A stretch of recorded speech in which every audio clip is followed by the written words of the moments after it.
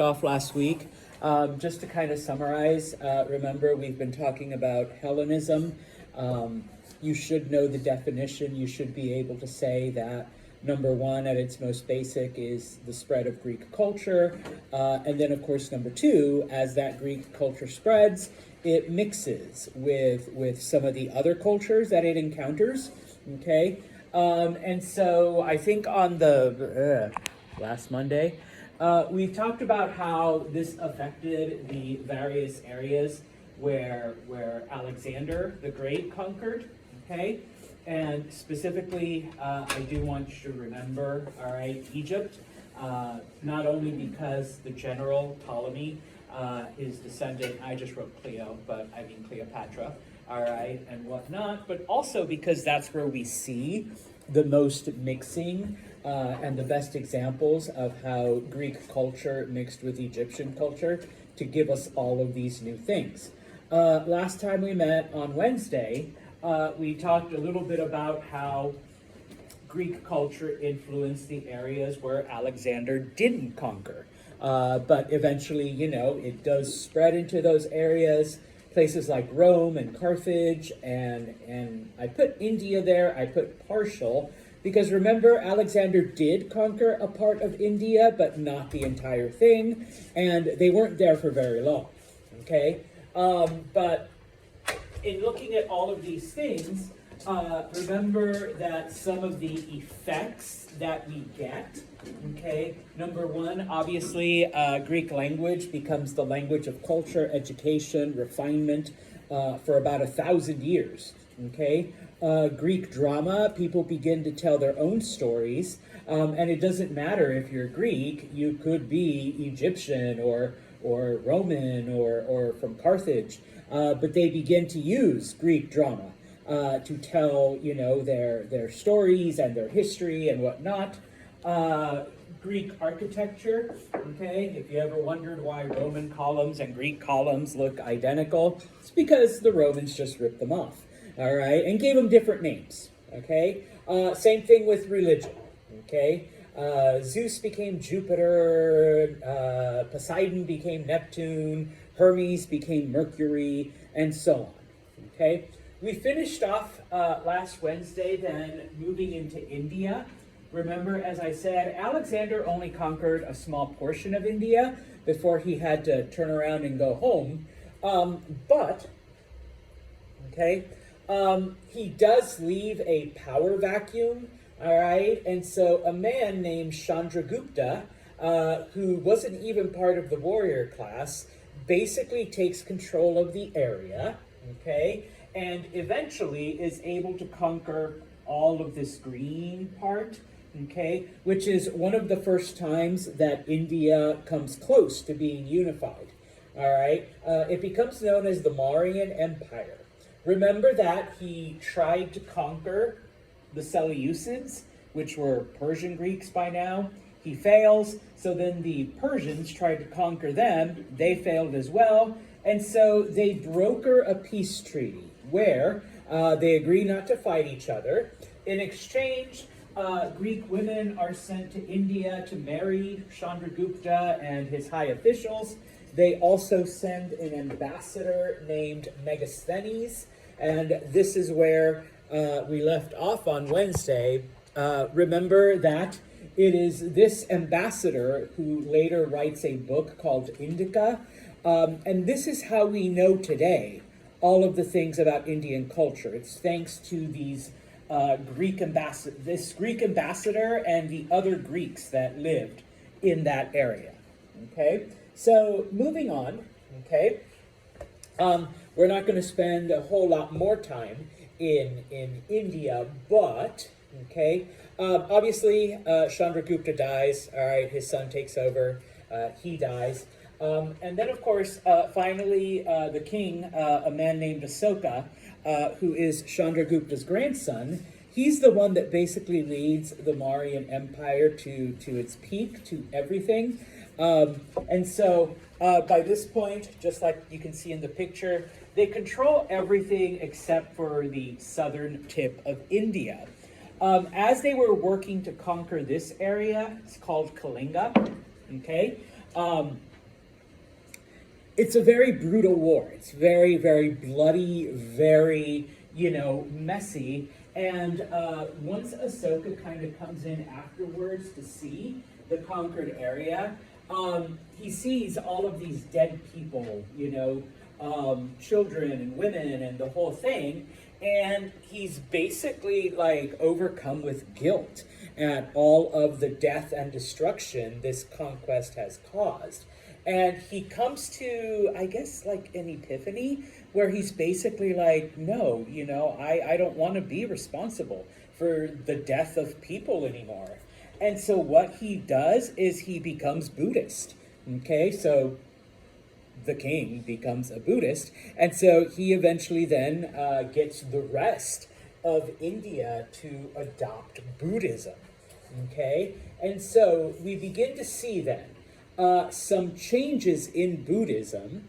Now, because his grandfather, had adopted certain Greek ideas and Greek philosophy, and, by now they've kind of incorporated into some of Indian culture, we begin to see then some of the effects, It's called the Kalinga Edict. You don't have to remember that. But basically, he begins to tell people or he begins to take the attitude that we need to, be a bit kinder. We need to be merciful. We need to be tolerant. The concept in Buddhism and in Hinduism is known as Dharma. Where you treat others with justice and with understanding. You respect all life. It's not quite, Jainism, all right, but it's, kind of on the path, all right? And in this case, basically, Ahsoka sees himself as the father, all right, and everyone in India are his children, and so he basically, I'm responsible for teaching you, correct things, and we all need to get along, and we need to, follow this dharma, follow, kindness and goodness and mercy and whatnot, When people talk about how in India, cattle are allowed to roam free and they're considered sacred and all of that, this is where it starts. It starts with the Kalinga Edict, where sacrificing cattle is outlawed. Now, later on, that expands to not just sacrificing cattle, but like eating it, all right? But it starts off with this, One of the reasons why is because, and I asked a friend of mine, and they're like, well, it's because, cows give us milk. And, when you're a baby and helpless and whatnot, what do you drink? Yeah, milk. So it's that life-sustaining thing, Did people enjoy, like, being out of their kind of, that really? Yeah, because a lot of people were Buddhist, and so the fact that now the king became Buddhist, and, those Buddhist ideals are now being spread to more people, they're like, yeah, he finally gets it. That path of enlightenment, And the fact that now he's at the very least with cattle, all right? Other animals come later, but, we're no longer sacrificing this animal to the gods, bless you. People do begin to accept it. I just would think that if they were given free will to, even animals are like egalitarian sometimes. It could, but then again, punishments or not yet. Eventually, though, we get there. Like I said, this is just the beginning. That philosophy does evolve over the next couple hundred years. All right. Now, one thing that he does, of course, is, and this is to warn people. All right. He does have these stone pillars built with these rules, with his decrees, and he has it done, in all of the local languages, because there's all kinds of languages in India even today, Sanskrit, which is a written language of the area as well, okay? Aramaic, which is a language that is spoken like in the wet, like what today would be Palestine, but there are travelers, there are people that wander through there, and of course, what's the language of education and learning and the elite and all of that stuff? Greek.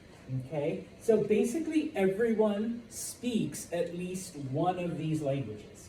Okay? So he's like, so it doesn't matter if you're a foreigner, oh, sorry, it's in Greek. Okay? Or if you're from Palestine, sorry, Kayla, it's in Aramaic. You can't say that you didn't know.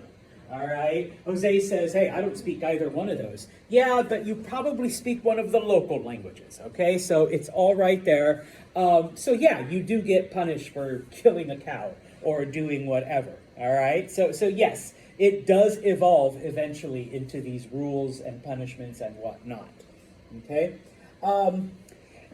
We do have remnants of these pillars, okay? Now, this is known as a stupa. Sometimes other art, and I'll talk about some of the artifacts that are eventually housed in here, okay? But most of the pillars were just something like this, and then I wish I could find better high-res images on Google, but you can see all around the pillar, you do have various forms of writing, all right? Each of them, you know, with the king's decrees. All right. Now, inside the stupa, you also have it, but in addition, there's going to be other things in there. All right. What are those things, Mr. Santos? Well, I'm glad you asked. Okay. Now, the thing is, okay, you adopt Buddhism, okay, and you do it because you have felt so guilty because of all of the bloodshed and conquests that your army has carried out. And so what ends up happening is that after Asoka's death, the Mauryan Empire is almost completely Buddhist, all right? And so they adopt this philosophy of respecting other life, not just cattle, all right, and not just animals, but all life. So when someone invades you, what do? You just let them. It's like, yeah, we're not going to kill you anymore.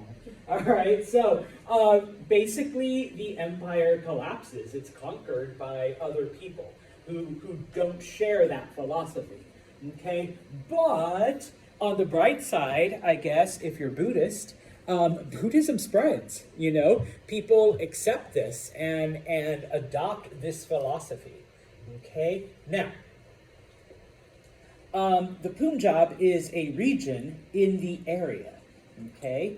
And so in this case, all right, after the collapse of the Mauryan Empire, some of the people that had, you know, come in and invaded, even though they weren't 100% Greek, okay, yes, they do have some Greek ideas, and they do have their own culture that has already mixed, you know, with Greek culture. Because it's been about 100 years now, 120 years after Alexander had conquered these areas, okay? And so in this case, number one, you do have garrison towns, you do have these outposts that Alexander created and basically left Greek soldiers there, all right? So they mixed with the locals adopted Greek stuff, those then went in and invaded what was left of the Mauryan Empire, okay? Because of this, eventually over time, because once again, it's been over 100 years, these outposts become these major trading centers. Because remember, Greek is the one language of different people, and so when you want to trade, when you want to sell, when you want to do whatever, typically it's done in Greek, okay? As I mentioned, and as we've talked about, okay, yes, these Greek soldiers are thousands of miles from home, all right? Some of them are single, you know, guys are guys, all right? So they marry local women, they settle down, they begin to have families, and, you know, I mean, they do miss Greece, they miss Macedonia.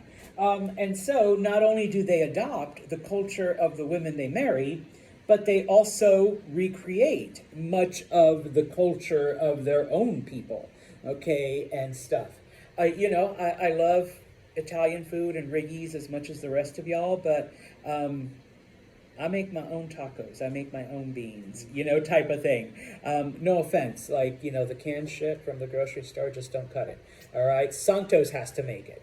All right, yeah, and please don't heat your quesadillas in the microwave. Oh no, you got to do it over an open flame like Santos does. All right, I've recreated my Mexican stuff up here in New York. Kind of the same thing. Okay, and of course, remember, Greek, these soldiers are not only teaching their children Greek, but they're also learning their native language from their moms. So you're getting these bilingual, people in this area. And so they're the ones then that go into what's left of Moria and begin to spread their culture. Okay, now, we're going to look at another kingdom, which is kind of interesting because Alexander never really went here, and there's actually no reason why it should be Greek. And let me just back up to the map real quick. It's this blue area. It's called Bactria. Okay? So yeah, it's connected to the Seleucid Empire and kind of, into the Indian area. So let me do this, okay? It basically starts off as a Greek kingdom, a Hellenistic kingdom. It's got a lot of aspects of Greek culture, but it's mixed with some of the local cultures that already existed there, okay? It's basically located in what today would be Pakistan and northern India, okay?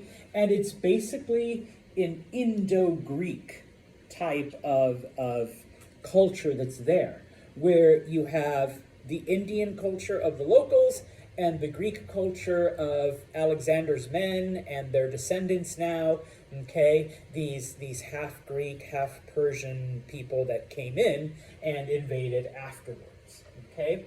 The reason why it becomes important and the reason why it becomes, such a central thing is because of trade, okay? Once again, I promise I'll come back, okay? We're gonna talk about, to finish this chapter, something called the Silk Road, which is the pathway from China to Europe, okay? And most of that road, if you want to, you can't go this way, okay? You have the Himalaya Mountains. Anyone know what's significant about the Himalayas? Thank you, Jose. They big. All right, you can write that down, just like that. All right, they are the tallest mountains on the planet. Okay, the tallest peak, Mount Everest, is right there. Okay, so there's no way you're going over that. Okay, so you take a slightly northern route through this kingdom. All right, and so it becomes important. All right, because of that, any goods that went from Europe to China or from China to Europe, okay, went through Bactria. All right. Now, in Sanskrit, okay, they referred to the Greeks as Yavana, all right, which was basically the Sanskrit word for Ionia. If you recall, you don't need to recall, but if you're a nerd like Santos, Ionia was the area in modern-day Turkey where all the Greek city-states were. Okay, and so the area was known as Yavana or Ionia. Okay, their capital was Ai-Khanum. Okay, which is basically in modern-day Afghanistan. So it was a very mountainous area, a very desert area. Okay, but because it was Alexander who first opened it up, and because it was these Indian people who had been affected by Greek culture, and of course these half Greek, half Persians who mixed with the Indian people, okay? It's basically a Greek kingdom, literally in the middle of Central Asia, all right? And once again, the only reason we really know about it, the reason why, we even remember them, is because this is where that Silk Road passed through, okay? And so, once again, when archaeologists first discovered the area in the 1800s, they're like, and pardon my Greek, why the fuck are there so many Greek cities in the middle of Asia? Because, they built them, okay? And because they brought Greek culture with them, and because they wanted to recreate all of these Greek things, okay? So you had cities that looked like Athens and Sparta and Corinth. You had amphitheaters, you had, the columns, you had like all of this other stuff. And once again, all in the middle of the desert, thousands of miles from Greece. Okay? Oops, I don't know why I kept going back, because I had the map right there. All right, these are remains of Ai Khanoum. All right, not a whole lot left, but you do see the bases of Greek columns. The streets were laid out the way they would have been in Greek cities. I thought I got one of an amphitheater, but I did not.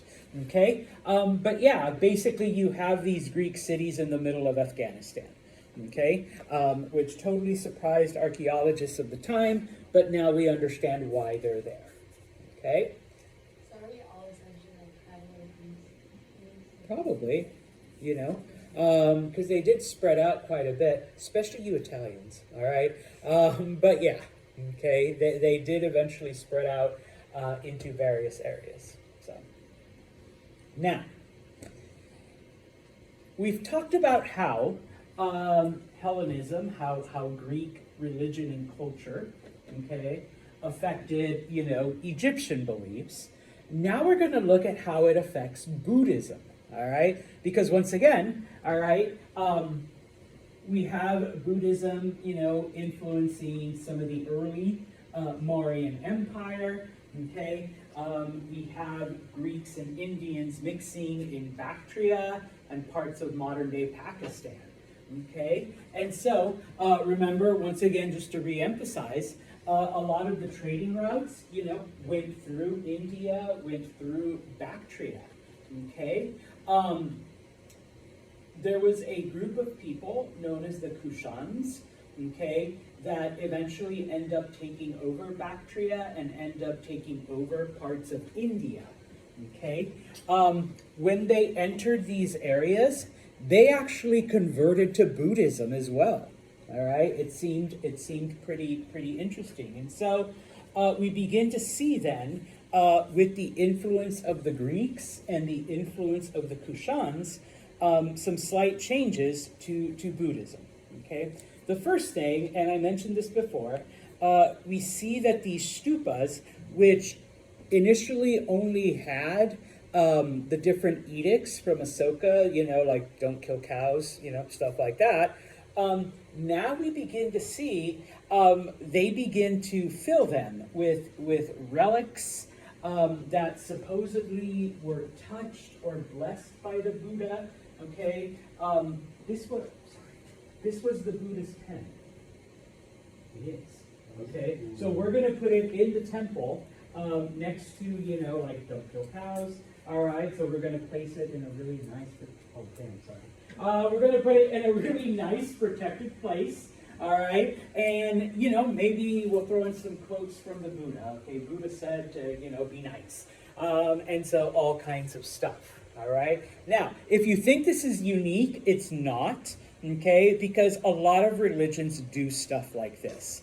Okay, just as an aside. Okay, I remember I once went to a Pope exhibit out in California. This was like 20 years ago, where basically the Vatican lent out to one of the museums in San Diego different relics and artifacts and whatever from the Vatican of all the different popes.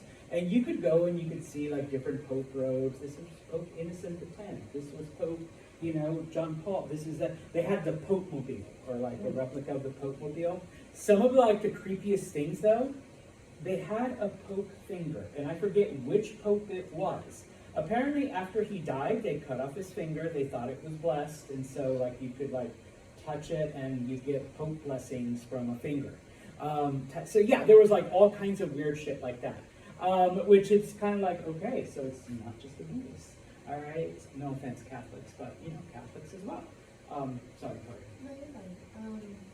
When I was in Poland, there's like a quote, from Yeah. St. Paul, he's killed. They literally had the rope that he was killed in, and he was shot. And Yeah. like, there was like dragged by it. It was like crazy. Yeah, and we I say we, but other cultures, other people, other religions do the same thing.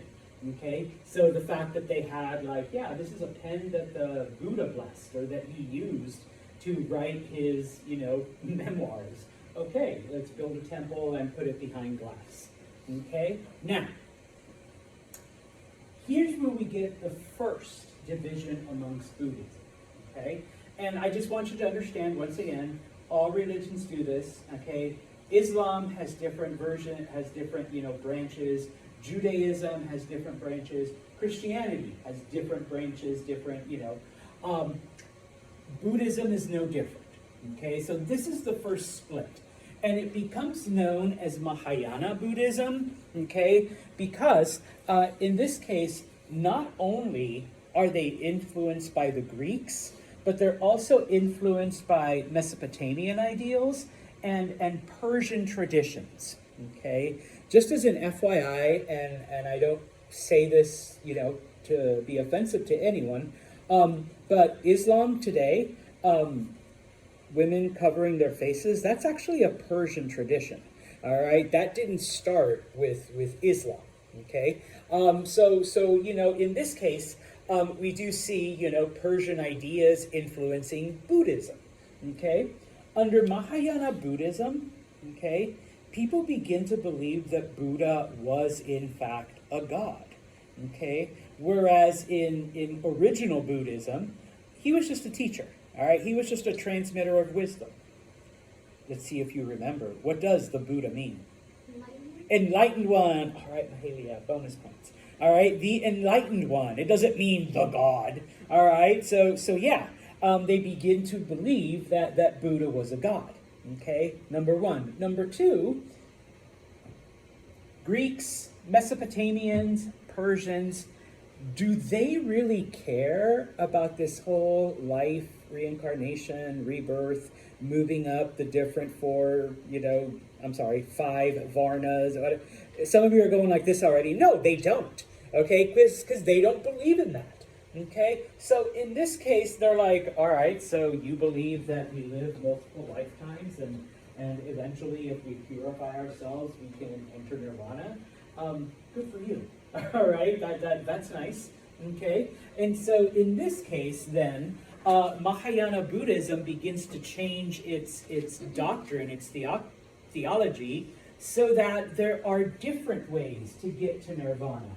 And these are tailored specifically to those foreigners that are now interested in Buddhism, okay? Because, Mahalia doesn't believe that she's going to live multiple lifetimes. So how do we convince her the importance of entering nirvana? Okay, well, for Mahalia, who doesn't believe in this cycle of life, death, rebirth, okay, we're going to tell her that, well, there are certain spiritual landmarks that you have to reach in your lifetime. There's certain things you must achieve before you die, and if you're able to do that, then yes, when you die, you will enter nirvana, okay? So you don't have to go through this cycle, all right, that the rest of, that those other Buddhists have to go through, okay? So Mahayana Buddhism is the effect of Greek culture, mixing, well, along with Mesopotamian and Persian, mixing with original Buddhism, okay? Some of the other changes that we begin to see, okay? And this is all Greek influence. Number one, art, okay? Before this time, there really wasn't any quote-unquote Buddhist art, okay? But if you recall, did the Greeks have paintings of their gods? No. Do they have statues of their gods? Yes. So, come on, Buddhists, what's the deal? All right? Why do I just have to imagine the Buddha? Okay? Start painting, start drawing, start sculpting. All right? And so they do. Okay? They start creating images. All right.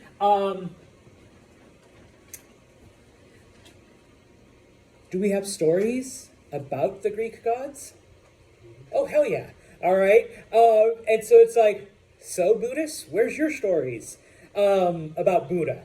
Okay, other than, oh, he was rich, he went out, he wandered, boom, enlightenment. No, come on, let's see some Buddha adventures. Where did Fat Buddha come from? Where did what? Fat Buddha, because originally he was skinny, but now he's fat. That's once he got to China. Mm. When Buddhism entered China, the Chinese changed him into the fat Buddha. That's right, I got some good food. So yeah, I actually had to ask someone that, and they're like, "Oh, that's after Buddhism went into China, and that's how like the Chinese transformed Buddhism." Doesn't like weight like when you were born? Yeah. Yeah, because if you could afford food, then type of thing. So, anyways, and there's so much with that. Okay, all right. Now I'm going off on a tangent. Once upon a time, like, men would want women that were bigger, okay? Because what did that show? You were wealthy. You were wealthy. I've got so much money, my wife can't stop eating. All right? Like, she can eat because I can afford to buy her all this food. So poor little skinny gal would be like, oh, you're a bastard of a husband. Like, he doesn't even have enough money to feed you. You should marry a richer man, Mahalia, and get, nice and big. All right, so yeah, those were the beauty standards of the times. Like, you wanted, a bigger woman type of thing. But yes, never mind. Okay, and so in this case, we begin to see stories based on the Buddha. Buddha ventures, I guess, type of thing. Buddha fairy tales and whatnot. Like I said, in those stupas now, not only do we have, Buddha's magic pen, but now we have maybe a statue of the Buddha or paintings of the Buddha, okay, in there as well, okay? Now, and I kind of got ahead of myself with this part, but up until this point, people would be like, the spirit of the Buddha is in the tree. So that's Buddha. So I'm going to draw a tree, or I'm going to worship this tree because that's where the spirit of the Buddha resides. The Greeks are like, no, the gods look like us, okay? So why don't you make a person, and that's Buddha, okay? And so, yeah, we begin to see images of a realistic Buddha. Now, you brought up Fat Buddha. Originally, this is what he looked like. This is the Greek influence on Buddhism. I never realized that, the Greek influence, because, I go to the temple with my grandparents, they're Buddhists, and, they have them all over their house. I never realized. And it's like the chubby one? Yeah, they have one chubby one just sitting there. One chubby Buddha, yeah. Like I said, that's Chinese influence over Buddhism. But when the Greeks, okay, this is what Buddha looked like. Eventually the Chinese took this one and, gave him a few extra pounds and whatnot. And they made him smiling at least. This guy's kind of dour. All right, so at least they gave him a smile. All right, but yes. But before this, Buddhists didn't have any kind of images of Buddha. It was just like, well, Buddha's in the wind. So we'll worship the wind, or Buddha's in the grass, so we'll have a little patch of grass, and that will be our portion of Buddha, type of thing. Okay? Now, to kind of finish off this chapter, okay, and as I mentioned earlier, we'll talk about the Silk Road. Now, in the title, I put it in the plural because even though it is called the Silk Road, there's actually a lot of little paths, all right? And even though we call it a road, it's not like what we think of today. It was more like a bunch of footpaths, okay? And it wasn't like point A to point B. There was curbs, there were turns, there were stops, there was multiple, when you go to Google Maps, there's multiple ways of getting from point A to point B, okay? Most of it was natural. Most of it were paths that were either already established or just because, people walk on it, it kind of formed. The only part that was kind of man-made was the parts that go through Afghanistan, where Alexander had to, like, carve out paths through the mountains. All right. Now, like I said, it starts off as footpaths from China to the west. Okay. Unfortunately, it wasn't like, dude in China gets his stuff together and starts walking, and like 2 years later, he ends up in Greece, and now he can like sell his things. Okay.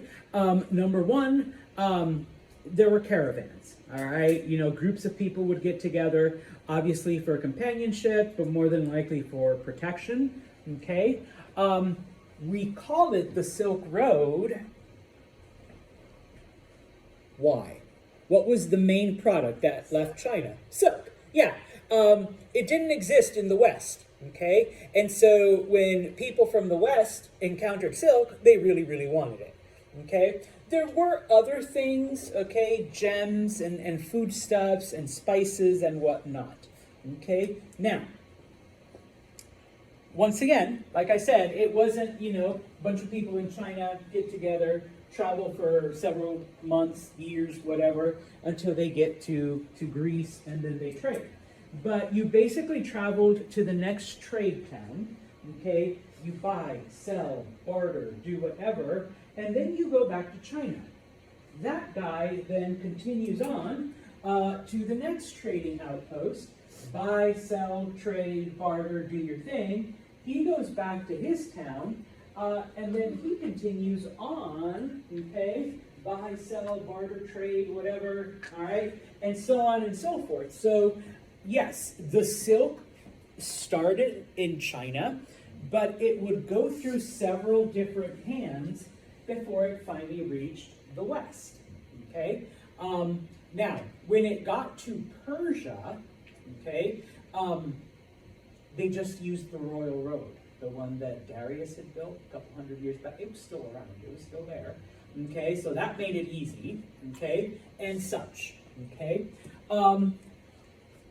This is how people traded for the next several hundred years. Okay, they went through this series of exchanges from east to west, west to east. Okay. Later on, all right, and I'm talking maybe like 1,000 years later, missionaries begin to use the Silk Road to spread their ideas. It starts off, believe it or not, with Zoroastrian missionaries, people leaving Persia and heading east to try to spread their ideals.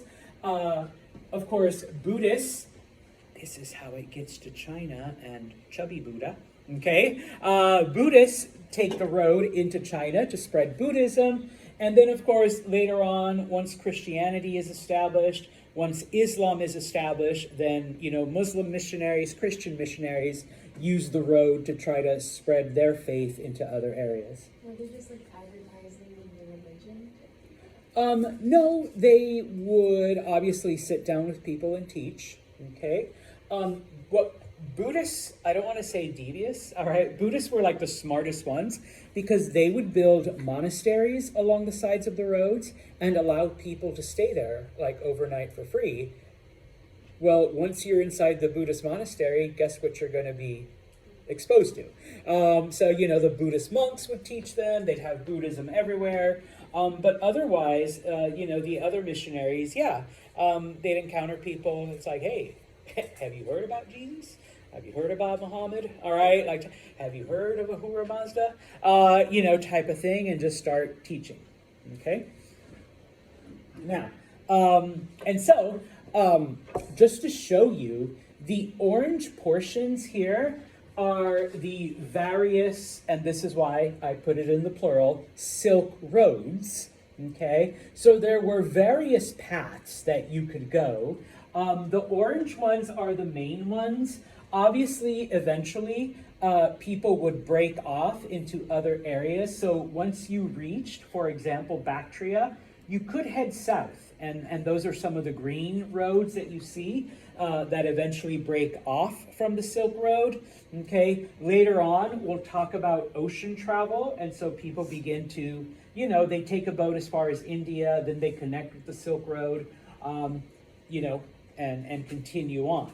But it does connect all of these old empires together. And as I meant, see, nothing goes across this, okay? Because the Himalayas, all right, damn big, all right? Nobody crosses those, okay? Now, don't forget, there are still those Central Asian tribes wandering back and forth that have been wandering for thousands of years, okay? By this point in time, all right, we're talking about, let's say, like 500 BC.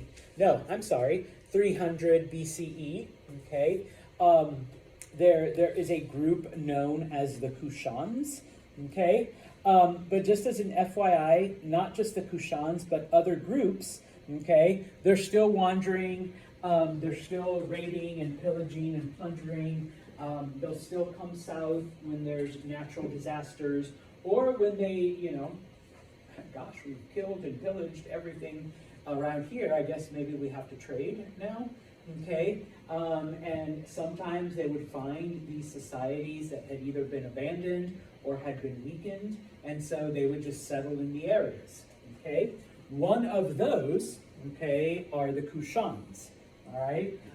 They basically entered Bactria after about 100 years. Bactria, you know, kind of begins to collapse. Their government begins to lose control, and so the Kushans come in, and they're like, this place is kind of in ruins, but it makes a pretty easy conquest. There's already structures, there's already buildings. I mean, they all look like weird Greek things, but, you know, they take it over. And because the area was, you know, set up to be like a mini Greece, they learn Greek, and they learn how to write in Greek, and they learn how to express their ideas in Greek. Pretty soon, they're actually absorbed into Greek culture, so the Kushan culture kind of, you know, fades away. But what do? Okay, number one, they provide safety in the area because they're still pretty warlike. Okay, but number two, after several generations, they've adopted Greek, they speak Greek, all of that stuff. They all convert to Buddhism. All right. As Buddhists, okay, they basically begin to help, you know, Buddhist causes, all right, and so, kind of going to Tori's earlier commentary, they're the ones that kind of start building Buddhist monasteries along the Silk Road. It's like, hey, people are going to travel these roads. Why don't we build monasteries so that there's Buddhist monks all along the way? It's later on that they're like, hey, why don't we just kind of let people sleep here and we can start teaching them about Buddhism. We can start, you know, converting people. And so also this way, you know, Buddhist monks have different areas where they can stop as they travel to the east to spread Buddhism into China and other areas. Okay, so yeah, thanks to the Kushans, the area becomes this center point of Buddhism. All right. The last thing, okay, we have are called caravan cities. Okay, now, these are the cities that were basically at the edge of civilization. Okay, they were either at the end of known roads, okay, or they were at the edge of various oases, if you're talking about the cities out in the desert, okay? Here is where, like, the true adventurers went, because once you left the city, you were going into areas that nobody had ever, like, explored before, or at the very least, nobody had, like, kept records of it, or maybe people had gone into the area and they just never came back, all right, type of thing. And so, in this case, though, because of, you know, the uncertainty, these caravan cities became these huge cities because travelers, people who were about to take that risk, needed to stock up on pretty much everything they could to try to anticipate, we run out of water, we run out of food, we encounter like marauders, quicksand, sand monsters, I don't know, but nobody knew. So they're like, coming up with all of the things that they would need. Okay, now, many of these cities were constructed Greek style, Greek architecture, and so because of that, you have that bit of Greek culture at the edge of civilization, which is not surprising because it's been, about 250 years since Alexander has invaded these areas, and by now, Greek culture is firmly established in areas far away from Greece, okay? Two of the most important ones, the city of Petra, okay?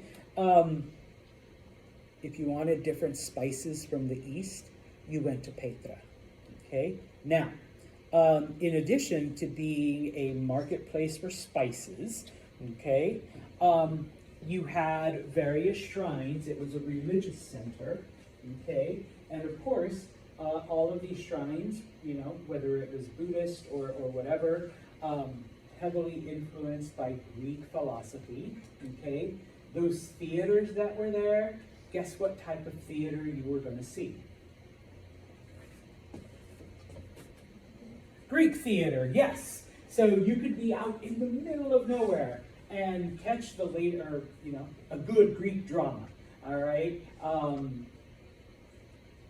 Oedipus, Sophocles, whatever, okay? You could catch it out in the middle of nowhere, all right? It's like catching a Broadway play down at the Stanley, all right? So, it was just, you had that aspect of civilization, okay? The other city was Palmyra, okay? Palmyra, you wanted Chinese silks, that's where you went, okay? You went to Palmyra. Now, most people there spoke different Semitic languages like Aramaic or ancient Hebrew or, one of those, but, okay, remember, just like in every other area, okay, all of the business was done in Greek, okay? Because Greek was the language of education, the language of culture, and in Palmyra, it was also the language of trade, okay? Now here, of course, just like in Petra, all right, you had Greek temples, and in this case, you didn't have Greek-style temples, but you actually had Greek temples. So temples to Athena, to Aphrodite, to Apollo, to all of them, okay? And of course, you want to catch the latest Greek theater, all right, you could do it in Palmyra, all right? Just to kind of close out, just to show you, Palmyra is like, I guess, where modern day Syria would be, okay? So if you wanted to go into the Arabian desert, and then Petra was a little bit farther south, but also if you wanted to go into the Arabian desert. And so, if you were wandering through the desert, that was the sign that you had made it back to civilization. All right? Questions, comments? Then we will stop right here.